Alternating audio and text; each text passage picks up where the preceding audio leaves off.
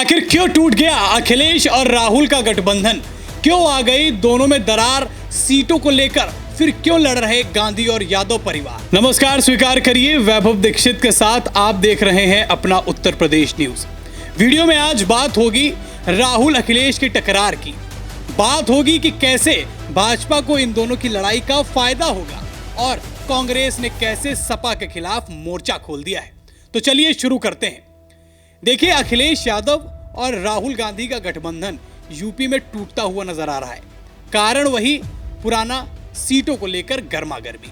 दरअसल उत्तर प्रदेश में 10 सीटों पर उपचुनाव होने वाले हैं और सपा आने वाले विधानसभा चुनाव को लेकर तैयारी पुख्ता करने के चक्कर में अपने लोकसभा चुनाव के साथी राहुल गांधी यानी सपा और कांग्रेस के गठबंधन के साथ नाता तोड़ती हुई नजर आ रही है। कांग्रेस ने सभी 10 सीटों को लेकर अपनी तैयारी तेज कर दी है, जो इस बात का साफ प्रमाण दे रही है कि यूपी उपचुनाव में सपा और कांग्रेस एक साथ चुनाव नहीं लड़ेंगे। हरियाणा और जम्मू कश्मीर चुनाव के बाद यूपी में उपचुनाव की प्रक्रिया तेजी पकड़ेगी।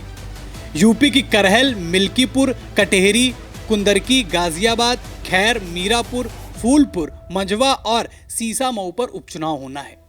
इन सीटों में पहले 5 समाजवादी पार्टी के पास ही थी। इसके अलावा रालोद और निषाद पार्टी की एक सीट पर जीत थी, जबकि बीजेपी ने 3 सीटों पर जीत दर्ज की थी। मगर लोकसभा चुनाव के परिणाम को देखते हुए बीजेपी इस बार बेहद चौकन्ना है। वो सदस्यता अभियान के बहाने उपचुनाव की जमीन मजबूत कर रही है। उधर सपा ने भी युवाओं के साथ साथ वरिष्ठ पदाधिकारियों की टीमें मैदान में उतार दी हैं।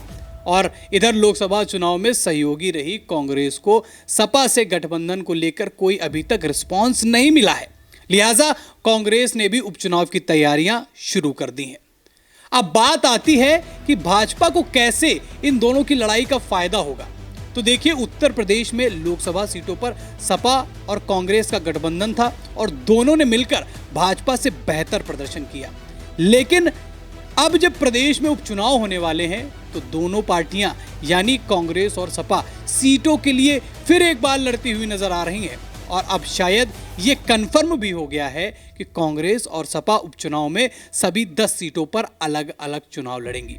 और ये बहुत साधारण सी बात है, अगर दोनों पार्टियां अलग अलग चुनाव लड़ेंगी तो इसका फायदा कहीं ना कहीं भाजपा को ही मिलेगा, क्योंकि इससे जो वोट बैंक उनका कटेगा वो केवल सपा का होगा। क्योंकि अभी हाल ही में दोनों पार्टियों ने मिलकर चुनाव लड़ा था और कांग्रेस नेता सपा के खिलाफ मोर्चा भी खोल दिए हैं। वॉर रूम तक के प्रभारी भी तैनात हो गए हैं। कांग्रेस ने अपने दोनों विधायक और 6 सांसदों को मैदान में उतार दिया है। उन्हें चुनाव वाली सीटों का प्रभारी भी बना दिया है। साथ ही राष्ट्रीय टीम भी चुनाव तैयारियों में जुटी हुई है। उधर बुधवार को कांग्रेस ने वॉर रूम के प्रभारियों की घोषणा भी कर दी है। कांग्रेस ने सभी 10 सीटों पर वॉर रूम प्रभारी बनाए हैं। कांग्रेस ने तैयारी सभी सीटों पर शुरू कर दी है, मगर कांग्रेस जो है वो मीरापुर, फूलपुर, मंझवा सीट को अपने लिए ज्यादा मुफीद मान रही है। अब बात करते हैं कि आखिरकार राहुल और अखिलेश यादव में यह टकरार आया क्यों? ऐसी क्या बात हो गई कि दोनों को अलग होने की स्थितियां आ गई हैं?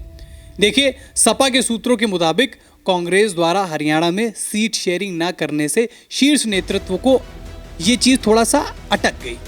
कांग्रेस के कई नेताओं ने जो है गठबंधन चर्चा में सपा का हरियाणा में जनाधार होने की बात को खारिज कर दिया। बोला यहाँ इनका कोई मामला है नहीं चुनाव लड़ने का। यही नहीं, ऐन वक्त तक तस्वीर भी साफ नहीं की। इससे पहले मध्य प्रदेश में यही विश्वासघात जो है सपा के साथ कांग्रेस ने किया था। लिहाजा सपा नेताओं का कहना है कि जिस तरह से हरियाणा में सपा का जनाधार नहीं है तो यूपी में कांग्रेस का कोई खास वजूद नहीं है। वहीं सपा के कई वरिष्ठ नेता विधानसभा चुनाव में कांग्रेस संग गठबंधन को जायज नहीं ठहरा रहे हैं। ऐसे में उपचुनाव में दोनों दलों में गठबंधन की उम्मीद बेहद कम नजर आ रही है। यानी उत्तर प्रदेश में होने वाले उपचुनाव में कांग्रेस और सपा अलग अलग चुनाव लड़ेगी और जैसा मैंने बताया कि इसका फायदा सीधा और सीधा भारतीय जनता पार्टी को होने वाला है। आपको क्या लगता है, ये गठबंधन टूटने से क्या आने वाले प्रदेश के विधानसभा चुनाव में भाजपा को फायदा होगा या सपा अकेले जनाधार पाने में कामयाब होगी? अपनी राय कमेंट सेक्शन में बताएं। वीडियो अच्छी लगी हो तो वीडियो को लाइक और शेयर करें।